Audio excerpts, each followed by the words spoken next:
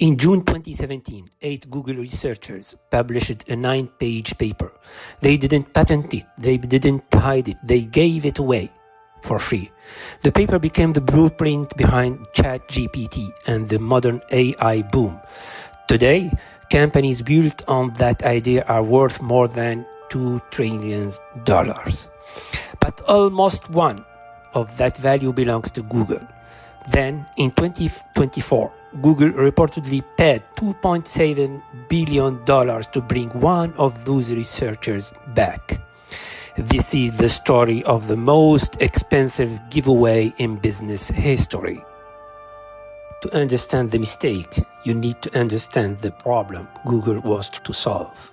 In 2016, Google Translate was one of the company's crown jewels. But under the hood, it ran on technology that was hitting a wall. The neural networks of that era, recurrent networks, read sentences the way you read these video subtitles, one word at a time, in order. Slow to train, bad at remembering the beginning of a long sentence by the time they reached the end, and fundamentally impossible to parallelize across the massive fleets of chips Google owned. Inside Google Brain, a small team started asking a heretical, what if you didn't need to read in order at all? Their answer was a mechanism called attention. Instead of processing words one by one, the model would look at every word in a sentence simultaneously and learn which words mattered to which. The architecture they built around this idea dispensed with recurrence entirely. They called it the transformer. The 8 authors were an unusual mix. Veteran engineers like Nawam Shazir, who had joined Google back in 2000, alongside an intern, Aiden Gomez. The title they chose was a joke, a riff on a Beatles song. Attention is all you need. The results weren't subtle. The transformer beat the best translation system in the world, while training in a fraction of the time, at a fraction of the cost. It scaled. The more computer you throw at it, the better it got. That property, almost a footnote, in 2017 would turn out to be the most important sentence in the paper. And then Google did something that, in hindsight, looks insane. It published everything, the architecture, the math, the training details, open, free, no strings attached. Why? Because that's how Google research worked. Publishing was how you attracted the best minds in the world. It was a recruiting engine, a prestige machine. Google had the idea, the chips, and the talent. If anyone was going to win with this invention, surely it would be them. That assumption was the mistake, not the paper. Here is what is strange. Google knew what it had. Within a year, transformers were being woven into Google's own infrastructure. A model called BERT quietly improved Google search. Internally, researchers were building transformers-based chatbots years before the world had heard of ChatGPT. Nawam Shazir, a colleague, Daniel DeFreitas, built a conversational system so engaging that employees couldn't stop talking to it. They wanted to ship it. They pushed it to launch it as a product, maybe even add it to Google Assistant. Google said no. And if you look at it from the boardroom, the refusal made perfect sense. Google made the overwhelming majority of its money from search ads. A chatbot that simply answers your question is a chatbot that never shows you 10 blue links or the ads next to them. At the reputational risk, a chatbot that says something offensive under the Google logo is a global scandal.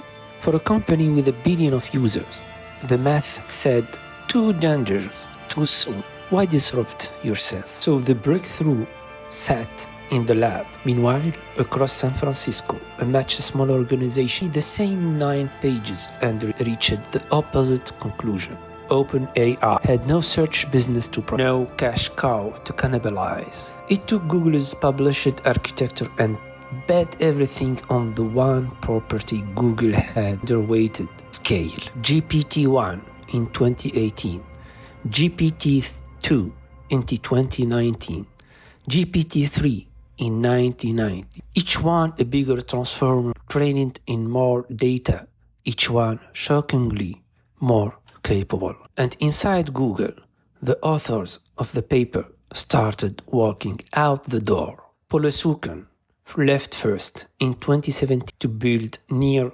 protocol. Vaswani and Palmer left to start their own labs. Shazir and De Freitas, frustrated and that their chatbot would never ship, left in 2021 and founded Character.AI, building exactly the product Google had refused to launch. Gomez, the former enter, co-founded Cohere.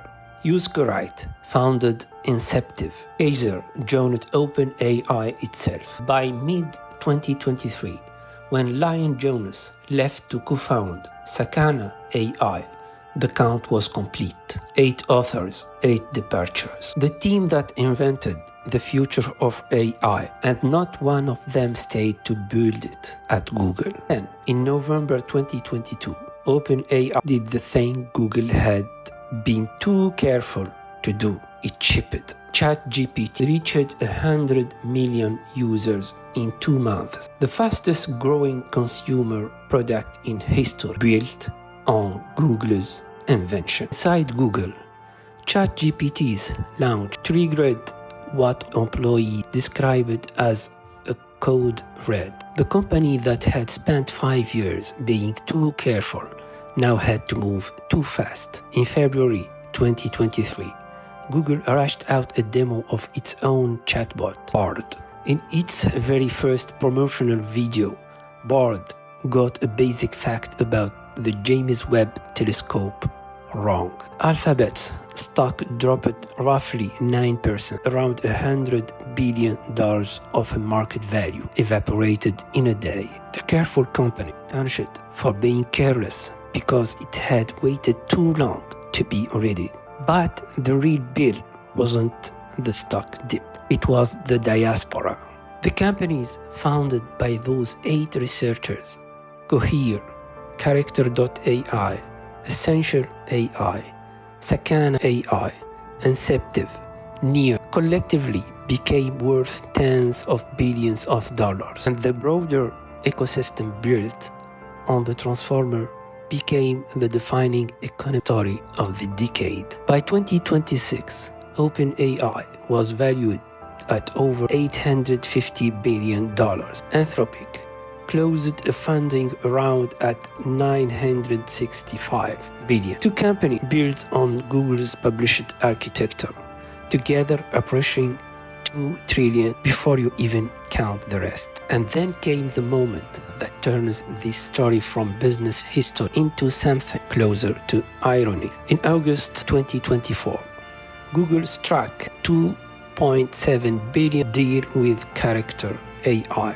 On paper, it was a technology licensing agreement. According to the Wall Street Journal, the deal had one real purpose: bringing Naum Shazir back. Think about that. Google paid $2.7 billion to rehire its own former employee, the engineer whose chatbot it had refused to ship 3 years earlier. Shazir returned to co-lead Gemini, Google's flagship AI effort. Alongside Jeff Dean, the product he's now building is, in a sense, the product he begged Google to launch in 2020.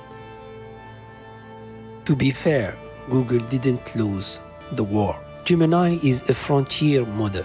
Google's chips, its data centers, its research depth, they keep it in the race. But in the race is a strange place to be for the company that fired the starting. The scoreboard in 2026 reads like this: the architecture Google invented powers its competitors. The researchers Google trained lead its rivals. And the chatbot Google suppressed defined the decade and someone else's logo. What was the $2 trillion mistake? Here is the easy answer: publishing the paper. Google should have kept the transformer secret. I think that's wrong. Open publication is why those 8 researchers were at Google in the first place. It's why the best minds in the field came. Locking the paper away wouldn't have protected the future. It would have just meant someone else invented it somewhere else a little later. You can't hold an idea whose time has come. The real mistake is harder to fix because it isn't a decision, it's a structure. Google built a machine perfectly optimized to defend a 20-year-old business. And that machine did exactly what it was designed to do.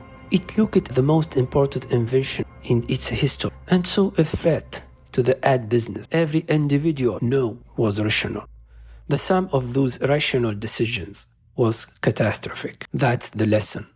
And it's bigger than Google. Invention is cheap compared to the courage to act on it. The companies that won the AI decade didn't out-invent Google. They decided it. Google didn't lose the future because it gave the blueprint away.